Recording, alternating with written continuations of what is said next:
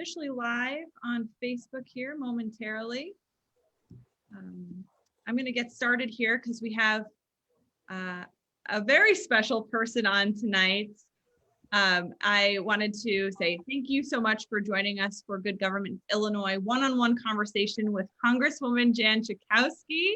We are also joined by our co-sponsors, Sean Tenner of the 46th Ward Democrats and the 40th Ward Dems. Both of those wards are within Schakowsky's district. So thanks for joining. I'm Maggie O'Keefe. I'm with Good Government Illinois tonight, and I'm hosting and going to tell you a couple of housekeeping items before we get started. One, everyone is automatically muted to minimize background noise. At the bottom left of your screen, you will see where you can turn your video on and off. And at the bottom center of your screen in the chat box, you can use that location to ask questions during the town hall. But we do have a lot of questions that have come in already. So if a question wasn't answered and you want some more information that either potentially David can answer, or if Congresswoman Schakowsky is available to do so as well, we'll take those questions by emailing us at team@goodgovernmentillinois.com. If your internet connection gets interrupted and you drop off, just come right back on. Same link, we'll be right here waiting for you. The hashtag for tonight's virtual town hall is GoodGovIL. We're on Twitter and on Facebook. So please, please, please share, take some nice screenshots and post them and let everyone know that you are here. We're also live on Facebook. Hi, Facebook. If you are watching from Facebook, please share this video while we're going. So I just want to quickly introduce Good Government Illinois' David Orr. One of the great things about David is not only was he always willing to speak truth to power, but he was always the biggest vote getter. So, a great person to have on your side and in your corner. So I'm happy to turn it over now to David Orr. David? Thank you, Maggie. Welcome, everybody, and welcome, Jan. So nice to see you. I know you're terribly busy. We're going to get right to you, okay? People have got your bio. We sent that out, but I do want to mention just a couple things in case they don't know. One, of course, that you're now chairman of the Subcommittee on Consumer Protection, which is kind of where you started, those of us old enough to remember, which is a subcommittee of the Energy and Commerce Committee. So that's great. Also, she plays a critical political leadership role, you may know, as a senior chief deputy whip those people into shape. And she's also a co-founder and co-chair of the House Democratic Caucus Task Force on Aging and Family. And she's always done a lot in the aging area too. So welcome, Jan. We're proud of you. You're energetic, you're dynamic, and you're committed. So let's start in welcoming you as what's it like now? You've been there, but now you're not only have Democrats slight numbers in the House, very slight in the Senate, and we have President Biden. How does that feel? So good. So incredibly good. Honestly, my husband, Bob Cream, and I got to go to the inauguration. Of course, it was strange because there was no one on the mall. But it was really a joy to be there. And I found myself being able to breathe better, seriously, when he was finally inaugurated. And just the joy of Kamala Harris, seeing her sworn in. And the speech that Joe made, I thought was very simple and with a very simple message about unity, about we can do this together. We can make our country better. It was so calming and soothing. And honestly, I think he's just hit the ground running, and the Congress has as well. So I'm so energized, more than I have been in a very long time, 4 years anyway. Well, that's great. Well, let's dig into, again, what seems to be thinking big and fast. Let's talk about the I keep making a mistake, 1.9 trillion COVID relief plan. Tell us a little bit about it, and particularly, how does it look, and when do we think we can see action on it? Well, we're working day and night, really. We've been in very long markups to make what was announced as the American Rescue Plan by Joe Biden and to turn it into a reality. Yes, it's $1.9 trillion. People who think that's a lot of money, I just want to remind you that during the Trump administration, the Republicans also using the reconciliation process, so you only need 50 votes, to pass a $2 trillion tax break that went just to the wealthiest Americans, 83% to the top 1%. This is the opposite of that. And among the things that we have is a $1,400 check that will be mailed to people, individuals, $75,000 or less, a couple $150,000 or less. The minimum wage is in the bill now. I hope it stays there, raising it to $15. I wish it was 25, $15 an hour.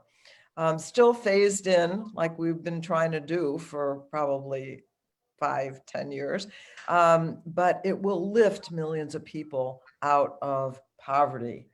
It has money for the states and counties and municipalities, which the Republicans just want to cut them off, but we need that money that will go into services in our community, including helping open our schools. It's a national vaccine program to make sure. In fact, the president just this week ordered 500 million doses of vaccine to get here. I know it's been frustrating. We can talk about that. We're expanding childcare, the earned income tax credit. In fact, add all those things together, and the lowest income people will see a 33% increase in the money that they get. So I am so enthusiastic about this bill. I think that we're going to be able to demonstrate that we can deliver for the American people. And that's, of course, what we need to do for them and to, I think, keep our slim majority. Absolutely. By the way, Maggie, you might want to put the link up here for people that want to see the more details that Jan's talking about. The New York Times on Saturday had this great thing, and it basically showed how much had been spent on COVID relief in general, the Biden plan and the Republican plan. So if you want to look that up, it's on the link. Jan, can we just go a little further on that? Because I'm so impressed at the thinking big, and you kept mentioning poverty and helping those who need it the most. Can we talk about the child credit thing a little bit? We talk about some very significant changes there so that it'll go up the amount of money that can go to parents, you know, that are in the poverty area. Well, not just poverty area, but also, if I understand it right, it's refundable, which means it means it'll come to you even if you don't pay taxes. That's exactly right, which is so important, especially this year and right now when people are really, really struggling. It's a refundable tax credit. And, you know, this is so important. We also have, by the way, a big child care. There's a lot of money in this bill for childcare directly, separate even from this refundable child tax credit. We lost in December, I think it was the entire loss of jobs were women in December. And the main reason was because they didn't have any childcare. Of course, there's men involved in that too, but the women ended up giving up their jobs. So this is real, honest to goodness, in your hand and in your pocket relief for people. And it's, you know, it's big, it's bold. Okay, I'm gonna run through some of these questions. This one, right up your alley. Suzanne Krause asked, as chair of consumer protection, have you considered and introduced legislation to protect consumers from fraudulent organic labeling? How about spot checking produce labeled organic at stores? Is this something that you're thinking about? Well, hi, Suzanne, and thanks for the question. We do deal with the issues of fraudulent products. I'm not so sure if cheese, if grocery store foods, I guess so. We could. I'll investigate that. Let's talk about it. Obviously, you think there's a really big problem of the mislabeling and the Federal Trade Commission could take a look at that as a fraudulent act and take some real action to actually either take down the product or pay, all kinds of fines.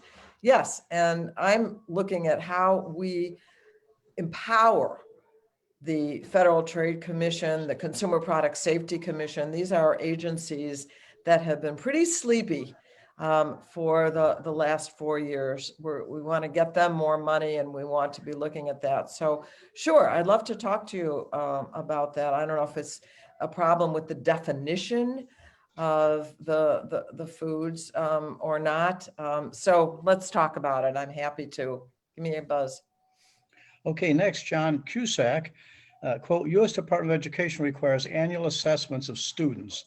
Betsy DeVos refused to consider making a waiver available to states for the 2021 school year despite the pandemic.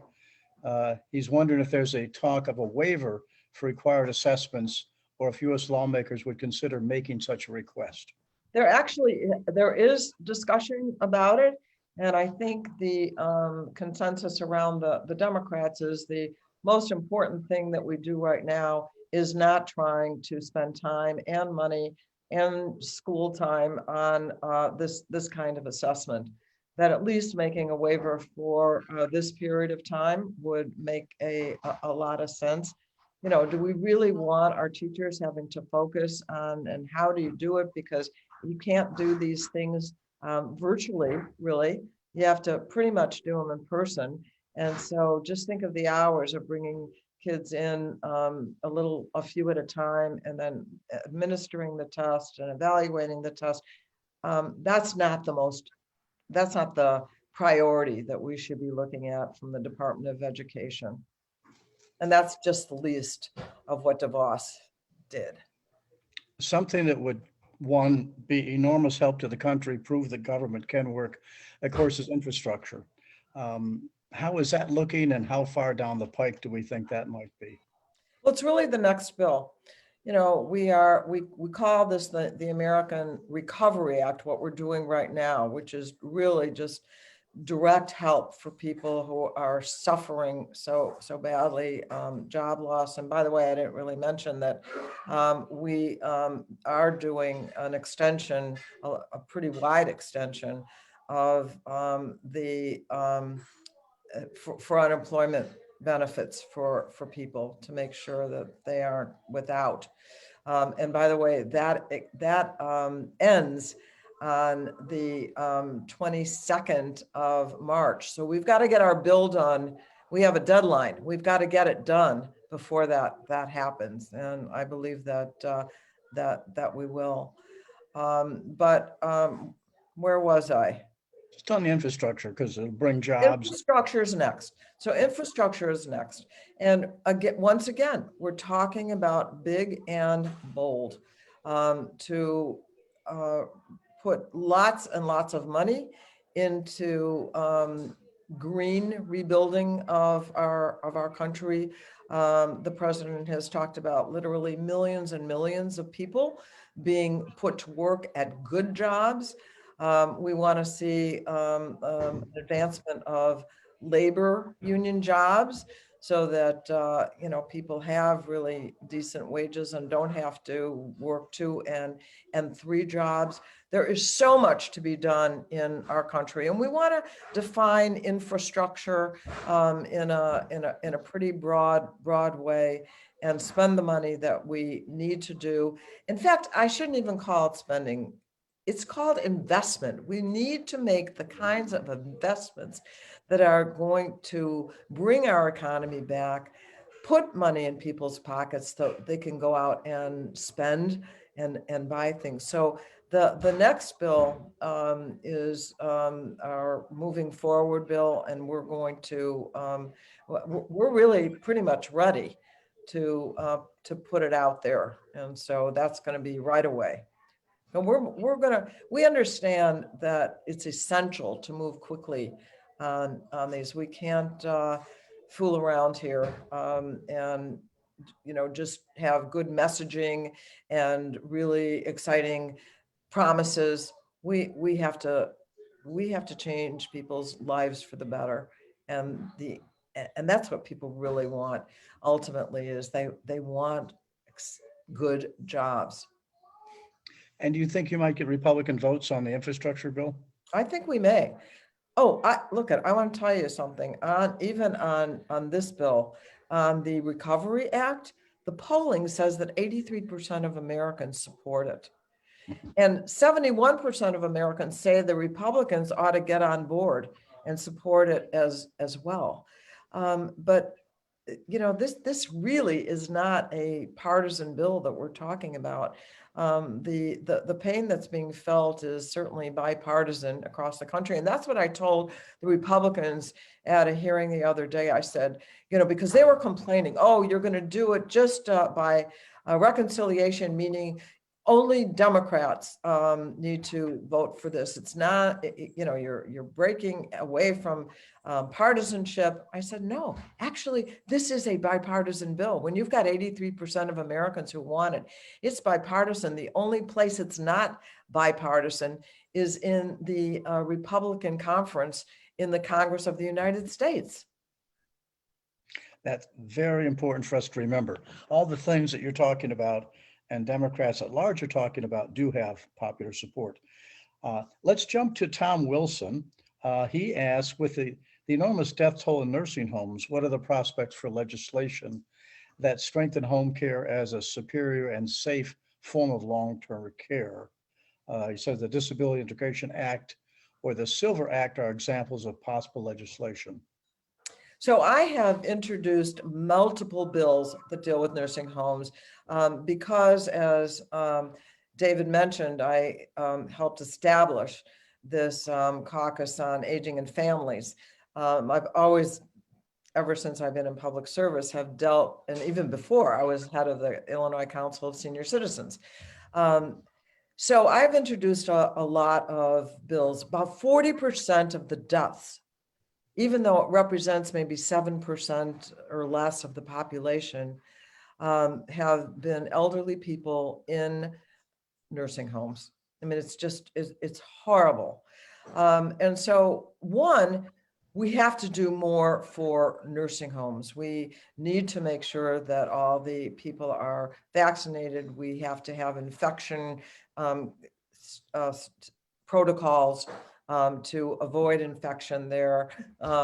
We can do a lot with nursing homes because sometimes it really is, people can't have home care, but we can have way more home care. And I totally agree with you that we need to make community-based and home care more available, more affordable.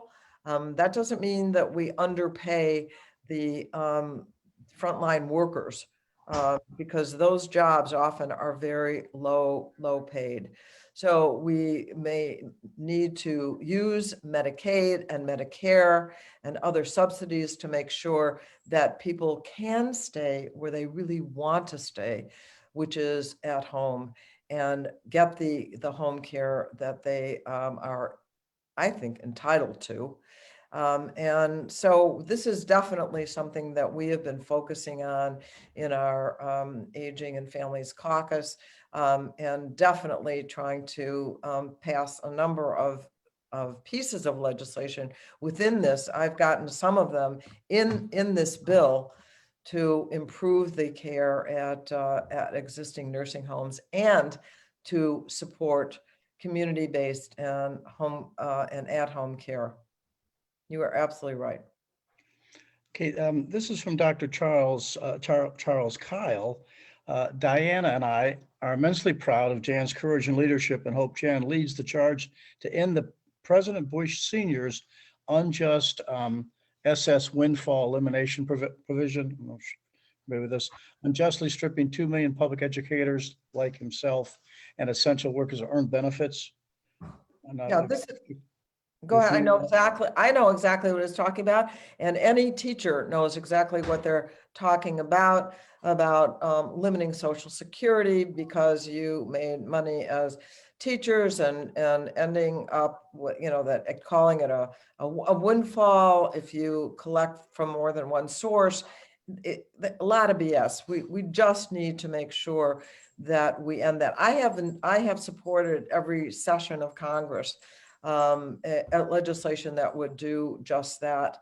And hopefully now that we're in a position to make those kinds of decisions, I am hoping that we will be able to move forward. Thank you for reminding me once again of this legislation. I was a teacher. I come from a family of teachers, and that's really unfair.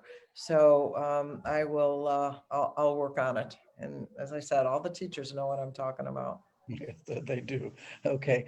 From James Scalazzi, in some states, not Illinois, gay and lesbian Americans can get married on a Sunday and get fired on Monday just because they're LGBT, and those states have no workplace discrimination protections. How do the prospects look for passing an Employment Non-Discrimination Act, ENDA, to protect LGBT Americans? The Equality Act is going to pass. I can't remember if it's this week or next week. But not only that, Joe Biden had in the first 2 days these executive orders, and one of them was to prevent discrimination based on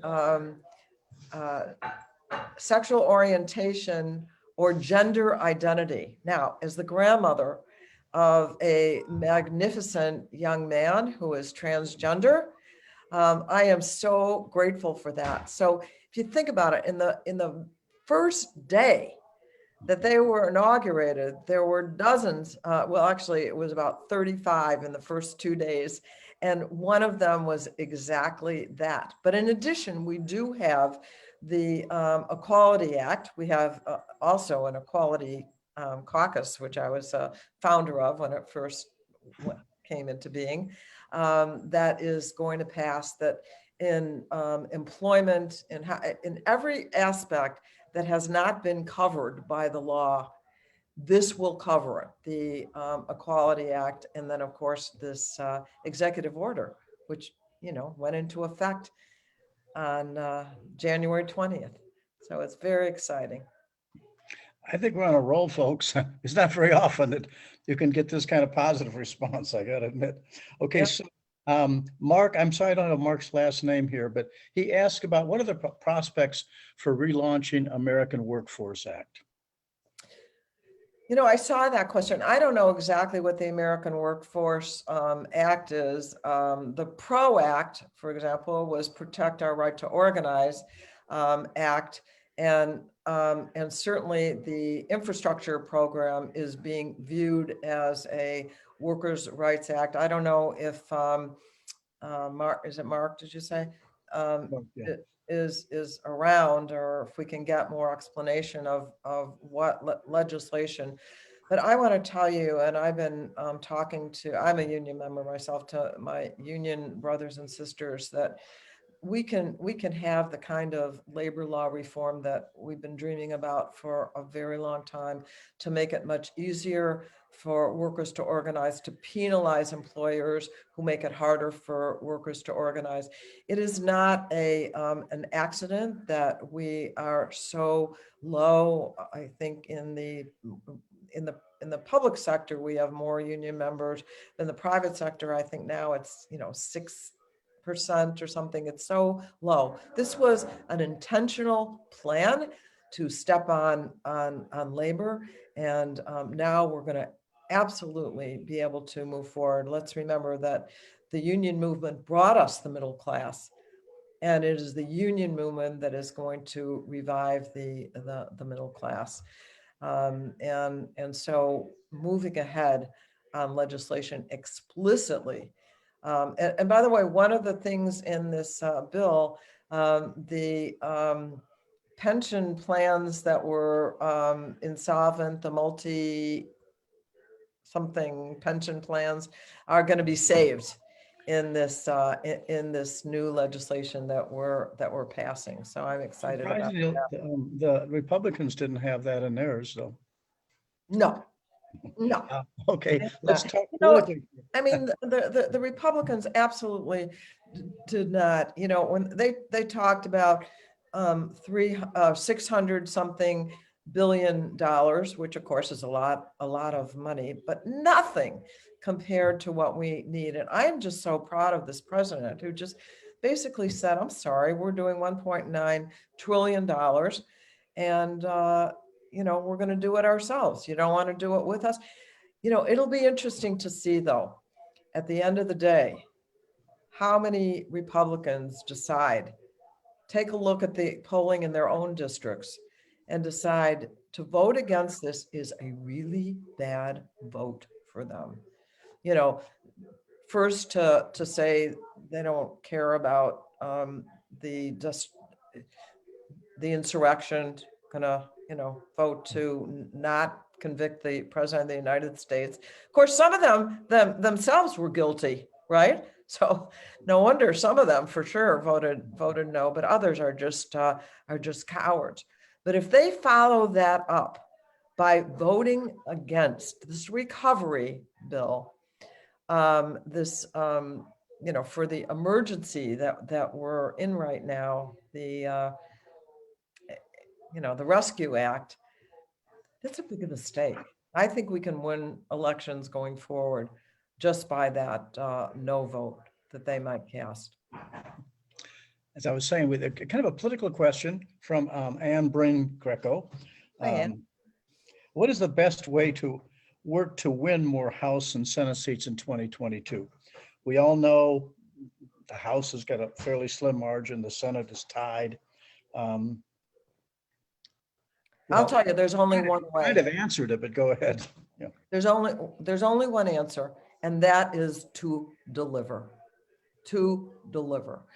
When people see a change in their own circumstance, that both Kamala and Joe have said over and over again, help is on the way, that help is really there. And I want to tell you that, again, I think this won't be a partisan issue, that if we can restore some faith that government can actually do something, and that's what we're spending all our time on, then I think we can win.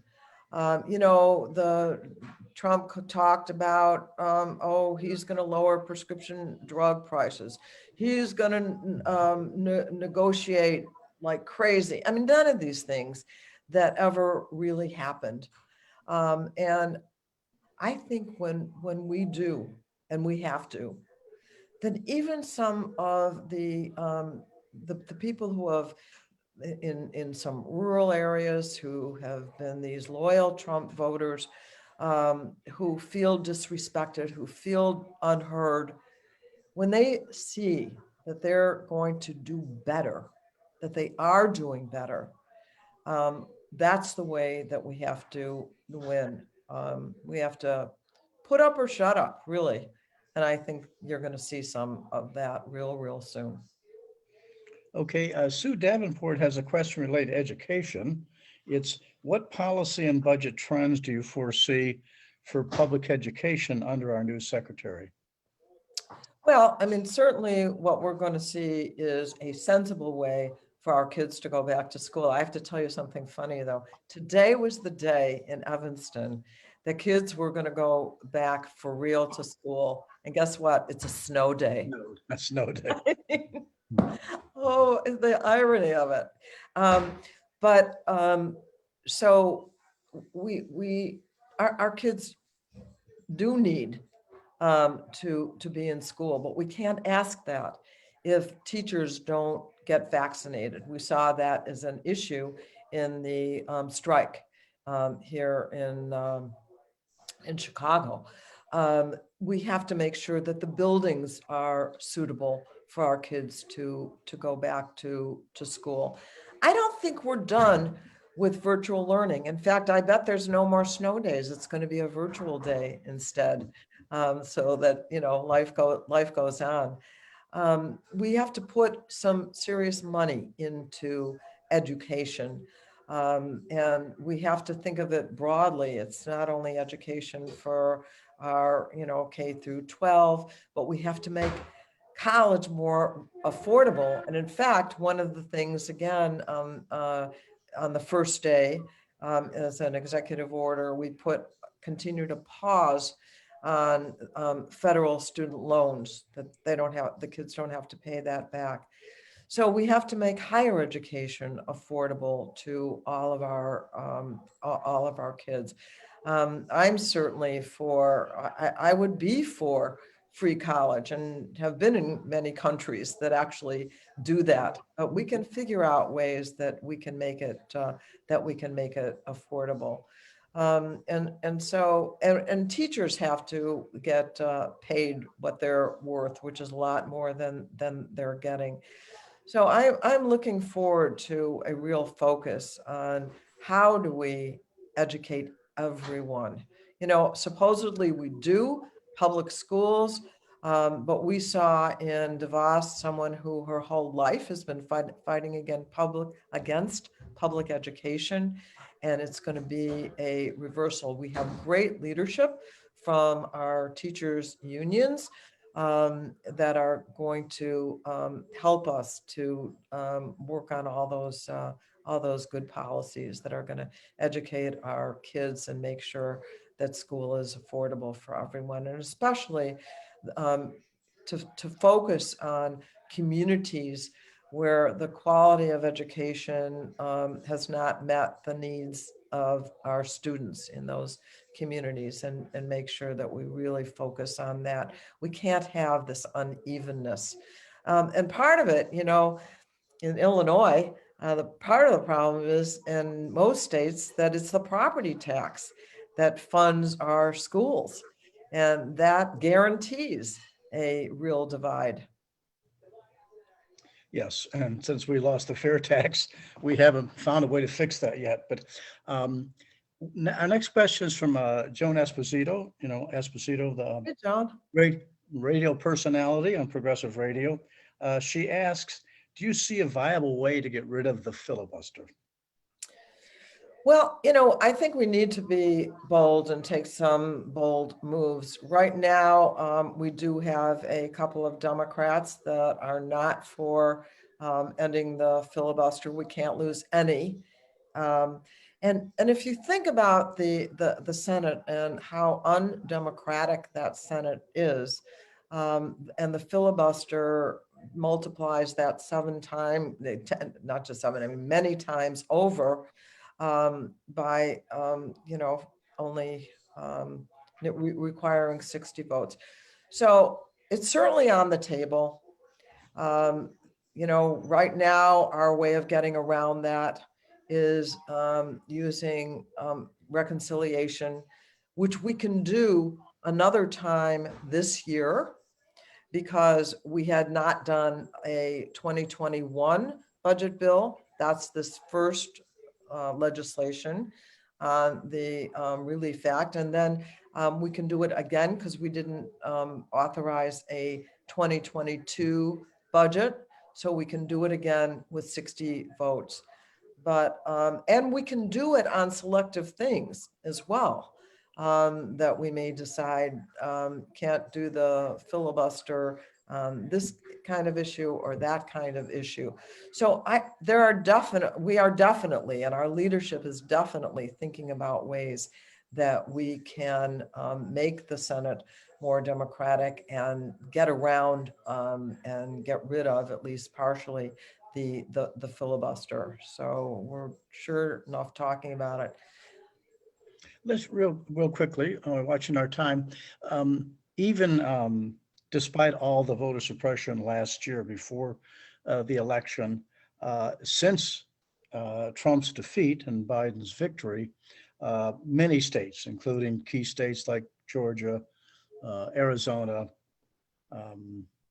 Pennsylvania. More than 100 bills have been introduced, basically to kind of savage people's right to vote. To say, for example, you can't have places where you can drop off your ballots for mail voting, to restrict mail voting, to restrict all sorts of things that help people, not just during a pandemic. I don't know if you had a chance to think about that much. You've been very active in the fight to make it easier for people to vote. Think Congress can be ready, or will this have to come through strong organizing in states and legal allies who will challenge these voter suppression efforts? So HR 1, which is really a bill that has many pieces that enhance our democracy. It deals with the issue of donations to, how we raise our money. But one of the most important pieces, and the first piece, is the John Lewis Voter Restoration Act. John Lewis is so missed, but still an inspiration. So that bill would actually deal with the kind of voter suppression, to get rid of the kind of voter suppression that we see. And we need some national rules. I know, David, of course, this is your bailiwick, and you made for fair and transparent elections and effective elections here in Cook County. Well, why should we get that and people in the states that you mentioned not? And why should these states be able to pass laws that are so clearly discriminatory? The reason that we won in Georgia is that the most marginalized and often disenfranchised voters did everything to go around those voter suppression efforts and turn out to vote. And Stacey Abrams is just a genius that helped make that happen. But that kind of effort to actually be able to cast your ballot is just plain un-American. And that's why we need national legislation.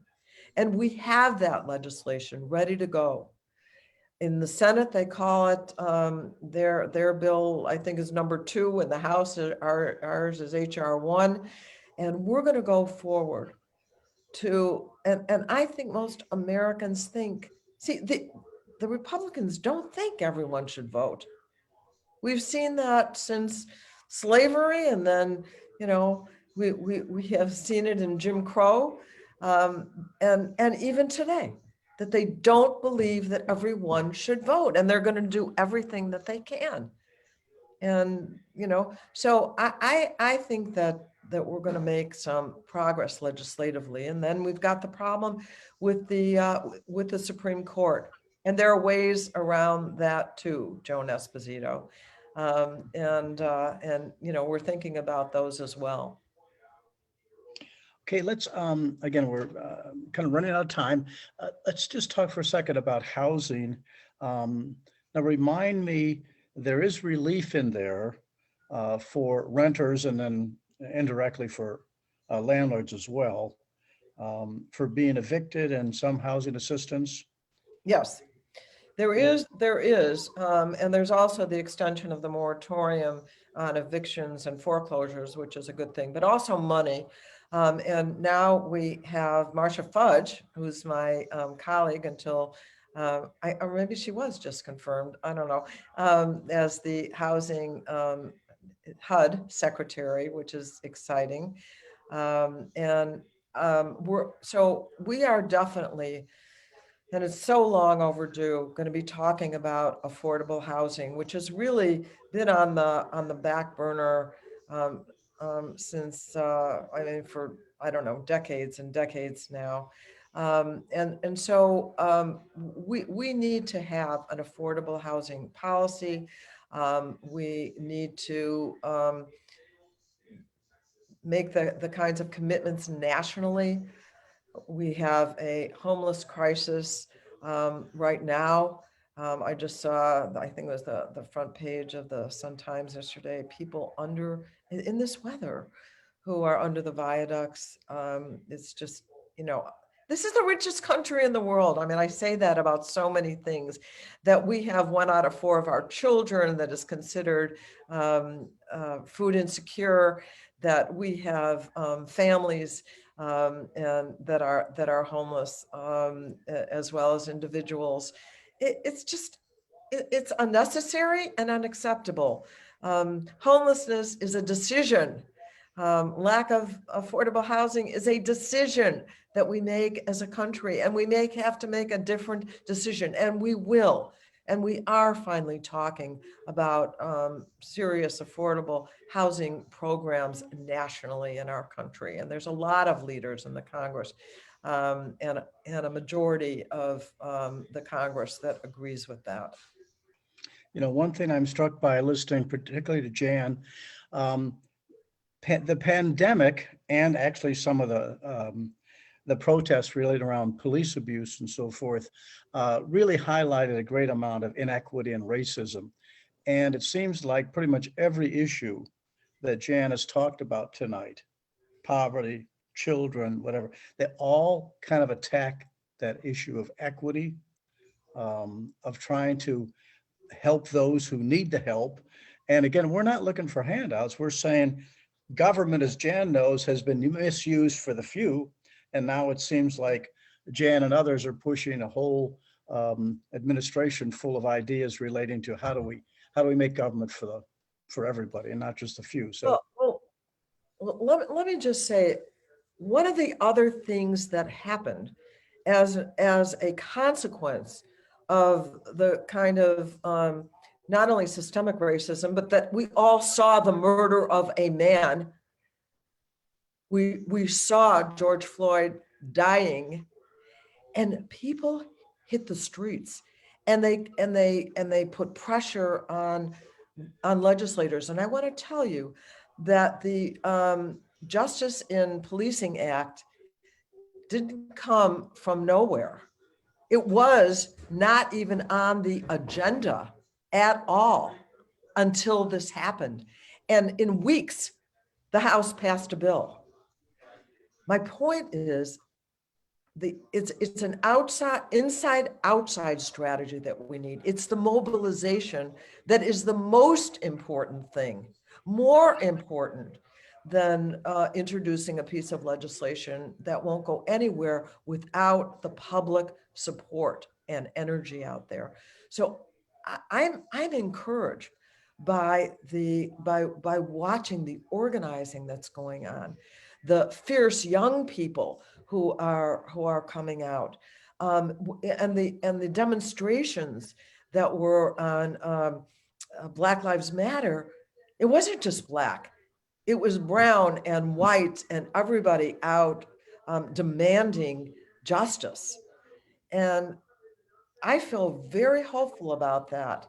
And as long as people understand it's not good enough that we just have a president that's going to be on our team. And we have this fragile majority in the House and Senate that's on our team. The best team is when people just get together and fight back. And then we have a real chance of making fundamental change in our country. Politics is the art of managing conflict. And you're pointing out that there are leaders like yourself, but there's a lot of elected officials or somewhat followers. So that critical role of activism, protest, can really shape things. Now it's about 7:50. Well, is it? It's well, anyway, it's about 7:15 your time. Oh, that's right. You're not here in our time. Oh, I'm here. Do you have time for one more question, or you? I do. Okay, let's just ask the political question because everybody's interested in this. What do you think? Because you've watched the impeachment trial, you've watched maybe a few courageous senators, maybe some more courageous Republican House members. What is your take We talked before about what the Democrats have to do, and you said govern well. What's happening with Republicans, with crazy Trump on one end, who knows on the other end? Well, the good news is they're in total disarray. There's talk about a third party, I don't know, a Trump party, but I do want to say, I can't tell you enough how proud I am of the managers of the trial in the Senate. Somebody said the only mistake they made was jury selection. Unfortunately, the senators were the jury, and We didn't have enough challenges. We needed about 50 of them. Exactly. And I know there are some saying, oh, and then Democrats were too wussy to go on and bring in the witnesses. I want to tell you something. It would not have changed the outcome. He would have been acquitted. And we could have spent months, and because of subpoenas being necessary, they could have dragged that on forever. The point was made. It's on the record. They were brilliant. Americans were able to see and hear and watch the videos and the passionate and factual speeches that were made and presentations that were made. But Jamie Raskin, and I just have to say, most of you probably know, he also just buried his 25-year-old son just a weeks ago, and then managed to rise to this occasion. It's almost unimaginable that he could do such a fabulous job as the chief of all the managers. So I'm very proud of them. I think they did what needed to be done. I think they ended when they needed to end, and now no more of Trump talk. Now we're on to winning and to delivering for the American people. We got some of our participants shaking their hands. All right. Okay, Jan, wonderful. Congresswoman Jan Schakowsky, we're proud of you. Keep up the good work. And it's great of you to take time out of your busy schedule to kind of clue us in what's going on. I think we're all pretty excited about it.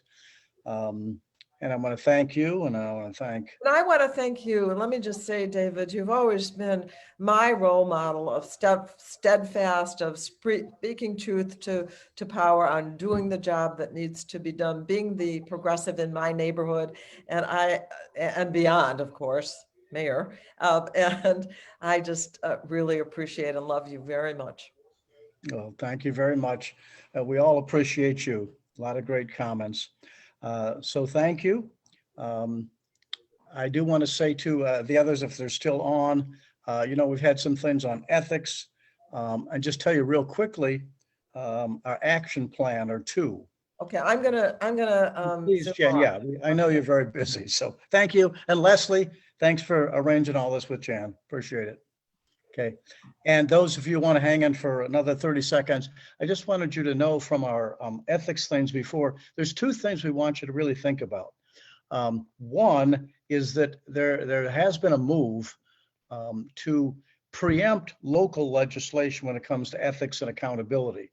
For example, the city has passed some really strong stuff, stop this terrible lobbying, the kind of stuff that Ed Burke was doing every day. And anyway, and if the state would move to preempt that and say that no one like Chicago could do anything stronger than Springfield, when Springfield may not do anything significant, that would be a real step backwards. Okay, so feel free to call our legislators and tell them, no, we do not want to preempt the good work that's being done in the city. And related to that, secondly, is there's very good there's good legislation that has possibility of being even better in the county.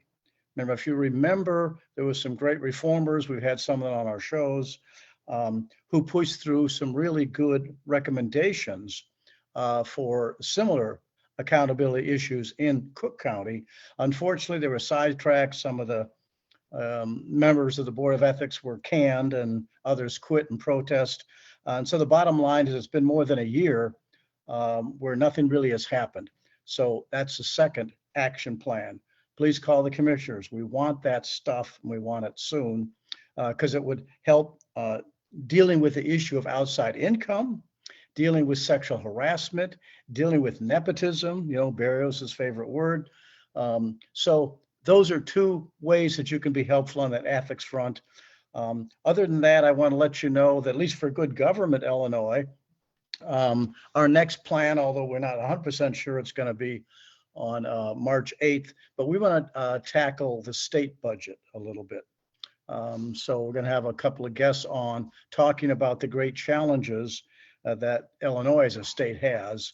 Now, again, with this 1.9 trillion, that will help somewhat because there's, assuming it passes and is signed, is some help for states and localities.